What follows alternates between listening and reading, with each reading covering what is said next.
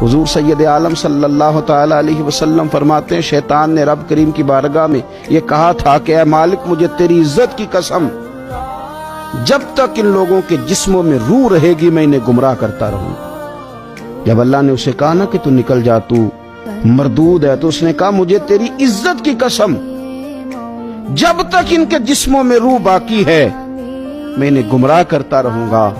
तो मेरे करीम महबूब अलैहिस्सलाम, मदीने वाले प्यारे हबीब अलैहिस्सलाम फरमाते हैं, रब करीम ने फरमाया, सुन ओ इब्लीस, अगर तू ये कसम उठाता है कि तू जब तक इनके जिस्मों में रूह है इन्हें गुमराह करता रहेगा, तो फिर मुझे भी अपने इज्जत और जलाल की कसम, ये जब तक मुझसे माफी मांगते रहेंगे मैं इन्हें माफ करता रहूंगा, मैं भी इन्हें माफ करता रहूंगा। ये जब जब मुझसे बख्शिश मांगेंगे, जब जब मुझसे बख्शिश मांगेंगे। इस यहाँ से कभी हमने किनारा न किया और तूने भी तो दिल आजुर्दा हमारा न किया।